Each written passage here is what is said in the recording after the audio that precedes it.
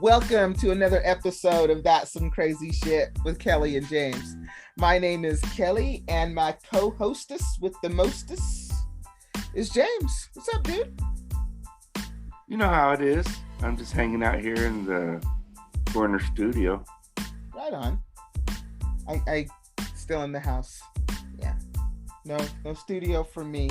I'm not there yet, but I aspire to be just like you, my friend. What do you call a place you record at? I call it my studio. The studio. But it's not in the corner. It's not in the corner, though. It's on the second floor, though. There you go. So today... the top of the tower. Top of the tower. Today, James, we have another fantastic guest.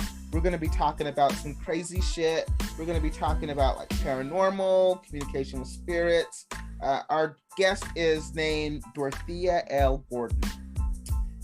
And Dorothea is a woman who is a graphoanalyst, which means she's a handwriting analysis person. She can analysis. She can analyze your handwriting and tell you why you are who you are. She's a dream builder coach. She's had some paranormal experiences, and she's communicated with the spirit world, and she's an energy healer. Quite the credentials. Oh, and she's an author. She wrote a memoir, and it's called When Life Has Other Plans, Discover the Hidden Gifts. And so I guess that's her journey. She actually does some other stuff too. And so past life regression, she's a lot. She's got a lot going on. So I'm pretty sure it's going to be a fantastic conversation. Well, should we get to it? Yeah, let's bring her on. Welcome to the podcast, Dorothea Gordon.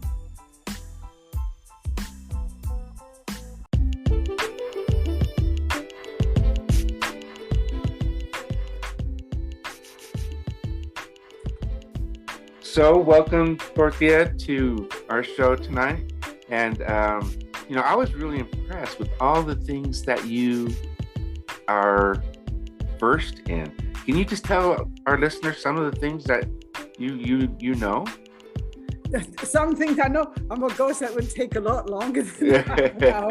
I'm just such a well of knowledge.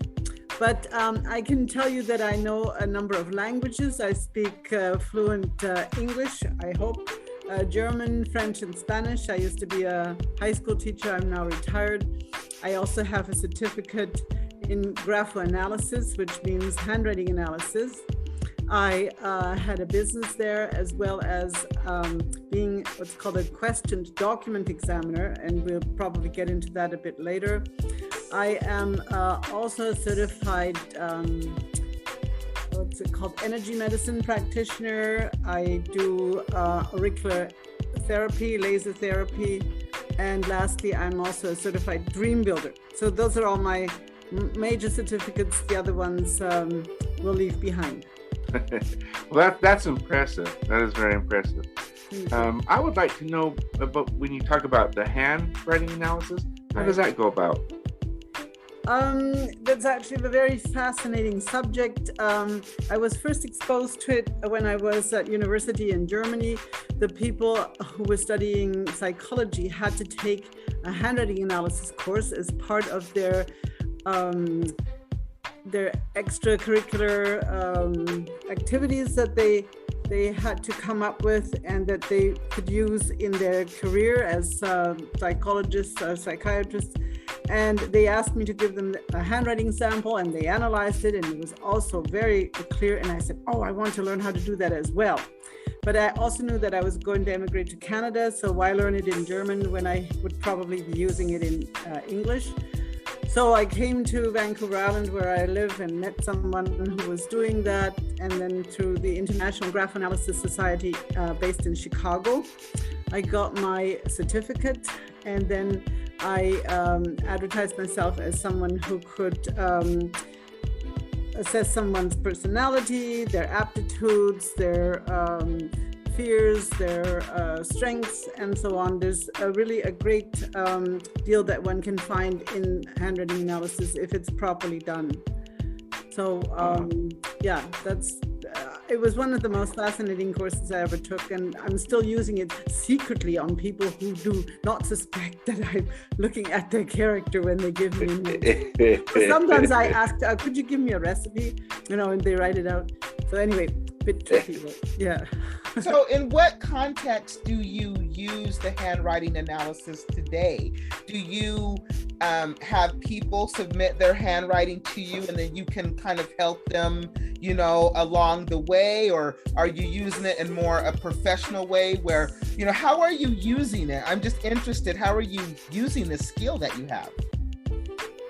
Often, especially when I was still teaching, parents would come to me and say, well, we would like our son to go to university, but he doesn't seem to be interested. He wants to become a woodworker or something like that. So I would look at his handwriting and I'd say, I confirm that he has a lot of manual dexterity and practical imagination and, not much patience for probably a university career. So people were satisfied with that. Another interesting aspect is I use it in relationship assessments. And then in the olden days, women would put an ad in the paper and then they get handwritten letters from their interested parties. And then they would bring them to me and say, who is the one that's most suitable? I remember one time a lady brought 3 of them. And I said, lady, I would not take any of them. They have all sorts of characteristics that I would want to deal with on a daily basis. So with relationships, also business relationships, do they do people get along, and what's their strengths and what do they need to pay attention to? I know in the States it's used for jury selection. When there are cases where they want to have a big award, then they take jury members that are sort of soft-hearted and can put themselves into the poor person's shoes, and then they get a better settlement. I have not done that. Yeah, relationship, business, team building, and aptitudes, and general characteristic. So do you use it today in your business? If somebody came to you and let's say they wanted you to help them with, say, dream building, I'm guessing that dream building is helping somebody build their dreams and get to their goal, right? Absolutely. So do you use the handwriting analysis to kind of help the person find out where their challenges are so that they can overcome them, so that they can reach their goals? Is the handwriting analysis a part of that? Not necessarily. I tell them it would be helpful for me to get to know them better, but also I don't want to be prejudiced and know that, they may have a great struggle ahead of them. I would rather have them figure things out themselves. But if they ask me to, then I would definitely use it. Yeah. That's cool. So Doretha, how much of a sample would you need of their handwriting? I usually ask for a page, and I ask people to write first about their younger years, then their teenage years, then their young adult years, and then as it goes on. Because the interesting thing is, the handwriting reflects the processes that are going on in the brain. And depending on what you feel about the time that you're writing about, that is reflected in the handwriting. So you can see, they had a nice childhood, then they had a difficult teenagehood, then you can see how the writing changes. And you may even have noticed in your own writing that it has changed over the years. And then, you look into young adulthoods where they make up their minds what to become. Then they go into relationships, marriage and children. Again, it changes. So I asked them to write a sentence or 2 about all of that, and then they submit that to me. And then I can tell them, how they have progressed and what their strengths are and what they have come up with to emphasize in their life. So yeah, it's not that common anymore, but I use it for my own thing. And when people are willing to submit that, then I do that. I know that, for instance, in Europe, they still use, some sophisticated businesses, when they have applicants, they ask them for a page of handwriting and they submit that to graphologists or graph analysts to make sure that they don't have to keep going through the rehiring and rehiring, because, you know, when you have a business like lawyers or doctors who need to get along in their multi-practices, that you don't want to get black sheep in there. That's funny. So I am interested in diving into not only your memoir, but your communication or your experiences with the spirit world. You say that you want people to know that there are unseen forces, right? Mm-hmm. Because you've had the privilege of communicating with them. So I'm interested, how did that start and what is that like for you? It started with handwriting analysis, where I then was invited to do past life regressions. And I still do those with people because they're very, very helpful with regard to dealing with symptoms that people can't explain why they have them. And but I could talk about that. And then I became involved with energy healing. And the lady there always worked with spirits. They were in the room, they supported us, they gave us extra energy to deal with the patients that we were helping. And then I started seeing them. And I have to tell you that there was one occasion when another student, energy healing student, was with me in the room. We were working on a lady. And I said, "Can you smell that?" And we smelled smoke. But nobody was smoking anywhere. So later we talked to our teacher about that, and she said, "Oh yeah, that was Grey Wolf. He's a native chief, and he usually comes and he smokes his peace pipe." So that was my exposure to, oh my gosh, what's going on here? But then it became more and more normal that I could hear and see other beings, not in real shapes, but more in colors. And then later on, as I became more better trained, I had experiences in my own family where, when my mother died, she did not reappear, but she gave us messages through the ethers. She was dying, and I said, I transferred to her my thoughts and said, "If you die and go to the other side, can you give me a sign that your spirit is still alive, please? Like, let my husband's hair grow back, or let the rose bush in front of the house bloom again in January." But no, the way she did it was that after she had died, my sister, who was 10 at the time, took off her watch and put it on a shelf somewhere on the day that my mother died. And then 2 days later, and it was the 11th of January. 2 days later, she put the watch on again, and all of a sudden it had jumped forward to the 16th and was stuck between the 16th and 17th. Nobody had touched that watch, but that's what she noticed. And then it turned out that my mother died on the 16th at midnight. So it was from the spirit world where she already was. She manipulated the energy in such a way that this dead object, that dead watch, moved the time forward. So that was interesting. And then they phoned me and said, "What are we going to do? We have fire coming out of all of our plugs. All our electric gadgets are not working. Could that be our mother?" So I phoned my teacher, and she said, "Yes, it's probably that she's still stuck between this side and the other side, because at the time my mother died, the twins were only 10 years old, and my father had already died. And so my mother's spirit was worried about who's going to look after those girls, because I was in Canada, they were still in Germany." And so that's what my teacher explained. She said, "You have to get on the phone together and reassure her that you will be able to handle that and look after each other." That's what we did. Next thing you know, they plug things in, everything's working again, no more fire coming out. So that was that. And then later on, not very long ago, I was I had started a relationship, And I wasn't sure whether I was going to continue because the man was dithering and I was getting impatient. And so I was going to write him an email and say, okay, goodbye. And then it was in the morning that I looked at my emails, and there was a message there from the spiritual group that I belong to. And they said, oh, we're going to have a training tonight, speaking to the spirits, why don't you come? I had already made other plans, but I said, okay, I'll go. And then when we got there, they showed us how to use certain objects that would then be used, like pendulums or glasses that would move around and tell us the answers.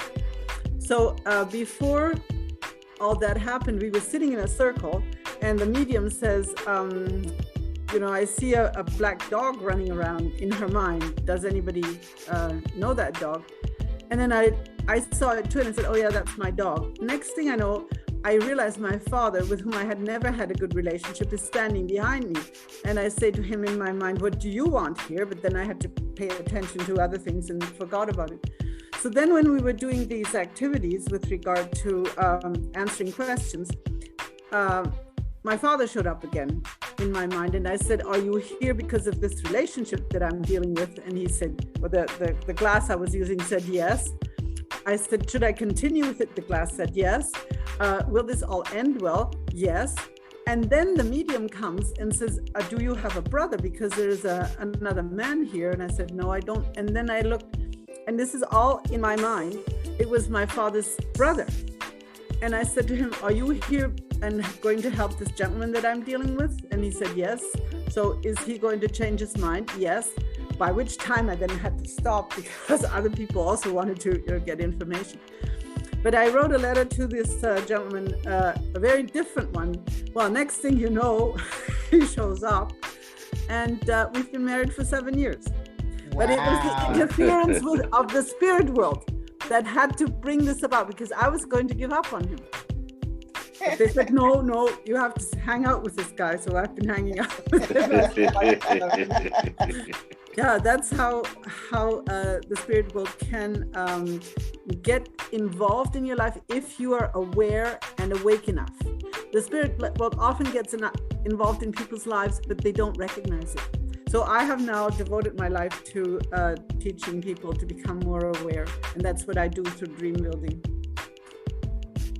That is fascinating. So how do you help us become more aware? Well, first of all, to realize that we're all energy, and that we're all connected. And the awareness has to do with realizing that thoughts are energy. And depending on where we put our thoughts, that's where we put our energy.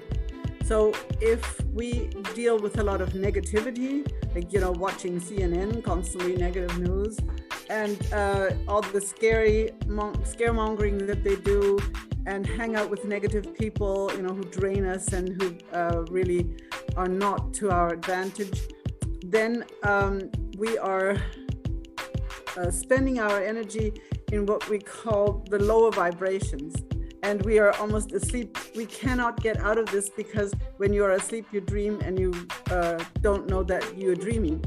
But at the same time, when you wake up, you have a better understanding of the power that's in you, the power that comes through the higher vibrations, whether you call it universe or God or infinite intelligence.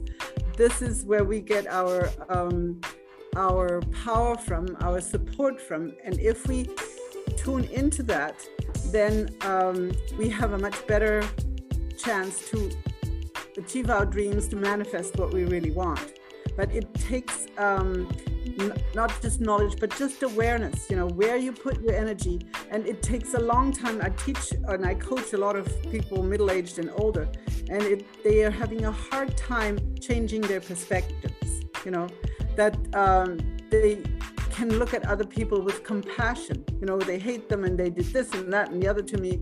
But why did they do that? They may have been in pain, and they may not have known, what they did to the other person. So by developing compassion and understanding and love, and especially live in gratitude, see what works for you. Because when you focus on that, then you can see that maybe your life isn't that bad. Like when I wake up in the morning, the first thing I do is say, oh, thank you, I'm still breathing, my limbs are still working, I still have a roof over my head, there's food in the fridge. You know, I start my day like that. And sometimes, yes, I do fall off the tracks and complain and don't like what I see and would like to interfere with other people. But they're all in process of learning and hopefully waking up. But I can see it that things are moving in certain areas and others they're going backwards. So yeah, I will continue with my enlightened approach to help people to create a better life for themselves. I like that. I think we need more of that. Yeah. And you know, if people are interested, they can either read my book or there are books by a fellow called Eckhart Tolle, if you've heard of him. And there's Dr. Joe Dispenza. He does an awesome job telling people what they can achieve by changing their minds, by changing their perspectives. They can heal themselves. And I can only say that as an energy healer, I have people come to me and they suffer from this and they suffer from that.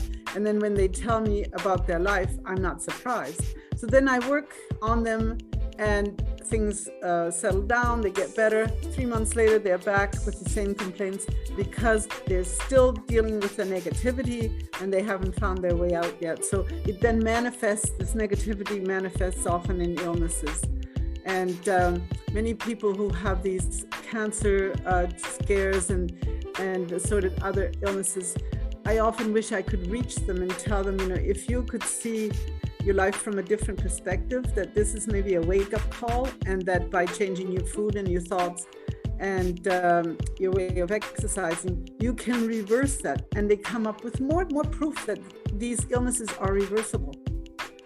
And to me, that's very encouraging. And Joe Dispenza does a lot of work in that department. What is the name of your book, Dorothea? You mentioned your book, but what is the name of your book? It's called When Life Has Other Plans, ... Discover the Hidden Gifts. Because I'm describing in that book the hardships and the trials and tribulations I had to go through, and that my life turned out for a while completely different from what I had imagined it. So my life had other plans, and I thought, you know, I was a victim, until I realized that with every hardship I had to go through, I was able to learn something. I was able to broaden my horizon. I was able to see things from a different point of view, which opened me up, and in the end has done so much good for myself. But at the same time, I've always had these spirits around me. I've always had help from either people or, as I said, the spirit world. So I feel personally very blessed to have reached that kind of state. You know, I'm nowhere near the wise person that I would like to be, but I'm working on it, and I can see that it's possible. So with services like you render to people, I hope that what I'm saying encourages other people to give themselves a chance and read up and listen to things. It's really, really very empowering what's out there. That was one of our main goals, Dorothea, is to get people excited and interested enough to do some research and look into these things, because there's a lot of benefits out there. Absolutely. And so tell me about your paranormal experiences. And when you say paranormal, I would imagine that are we talking ghosts? Yes and no. The paranormal experiences I had was when I first became involved in the energy work, and where I had to really work with breathing and also sort of imaginary imagination. There was a lot of visualization, imagination, and that there were situations when all of a sudden I either became aware that there was a presence in the room that I didn't feel comfortable with, or I would see auras around other people. And then I went to gatherings where some people spoke. I remember one fellow who had survived a terrible motorcycle accident, and that was the stepping stone for him to get involved in spiritual matters. And he was talking, and all of a sudden I saw a huge golden aura around him. The whole room filled up with gold, and there were other people gasping as well. So I wasn't the only one, I wasn't imagining it, but the whole room was just filled with gold. Another opportunity I had was a fellow East Indian sage by the name of Sri Chinmoy, who was in Victoria, BC. And he gave a demonstration, and he was a little old man, not much hair, thin, dressed in a white garb. And he appeared on stage at the university auditorium. And he said, I'm going to now change my my appearance or my level of consciousness. So then there were 1,000 people there. I sat there, and all of a sudden I could see that his clothes started to look like silver a bit, and his hair started to get really black. And then in the end, he was just some like a silver cloud. And I thought, what am I seeing here? I'm imagining this. Some people also were gasping, but in the end, I asked my husband with whom I was, he didn't see it. My girlfriend's husband saw it, but she didn't see it. So it all depended on what level of spiritual awareness you were at, whether you could see it or not. So those were my most impressive paranormal experiences, but I still have them sometimes. Like when I'm in the car, I realize that I'm not alone, that there are some, I call them guardian angels or whoever with me that make sure I'm okay. Wow. That is cool. Dorothea, you have a website. What is it? It's called D for Dorothea, T for tender, L for loving, and C for care. DTLC.ca, which stands for Canada. Wow, it has been very cool to talk to you. You have a lot going on. Yeah, you do. Yes, I have a very blessed life. Yeah. Right now I'm teaching a course on dream building, and I'm promoting my book, and I'm doing podcasts. I've got 3 more coming up. So they all talk to me about different aspects, like you talk about the paranormal. The next one's going to be about my book. I've got one coming up with you, Kelly, about my book. Then they all look at it from different angles, because I have so many facets in what people want to know and I can talk about. And that's fantastic. You are versatile. I am. Very. I'm like a gem that has been multifaceted. Multifaceted. That's the word. Yeah. It has been a pleasure having you on. That's some crazy shit. I know I've enjoyed having you. I'm sure James has too. No? Yes, very enjoyable. Learned a lot. We will definitely put your website in the podcast description so that people can connect with you. Dorothea, thank you so much for being a part of that some crazy shit. Yes, thank you. You're so welcome, and thank you for taking me on. It's been a real pleasure talking to such open-minded people. And all the best to you. Okay, bye-bye.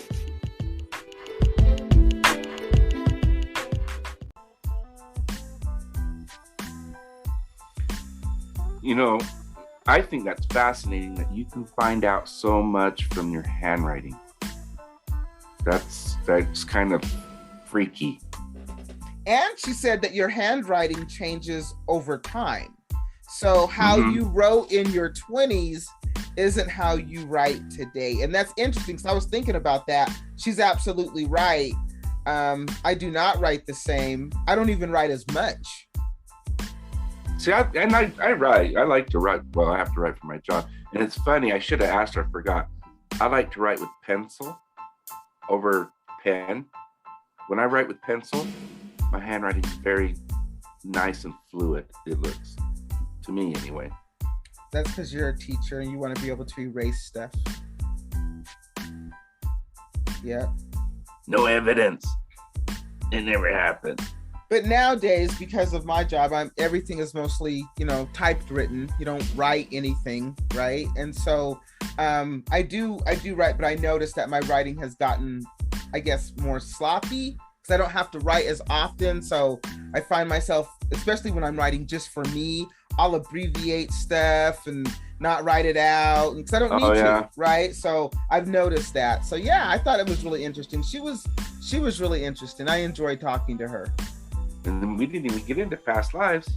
Yeah, we didn't even get into half of the stuff that she does. I know. Right? So, she's somebody that we would definitely want to have come back. Yep, sounds cool. Do that. Yeah. So you can get us on our website. You can but you can listen to past episodes. You can read James's blog. You can check out all of our other social media. It's really easy. You can go to one place, www.thatsomecrazyshitpodcast.com. There you can drop us a note, and we'd love to hear from you. Do it, people. Send us your stories. Do it. So next week, we'll have another guest. Me and James will be back. In the meantime, James, that's all I have. Next week, we're going to have to come up with something to do for random bullshit. I'll think about it. Pencil or pen? Pen. Like a grown-up. Oh, see, that was random. You wanted random. That's random. You're funny. Until next time. Keep your mind open, people.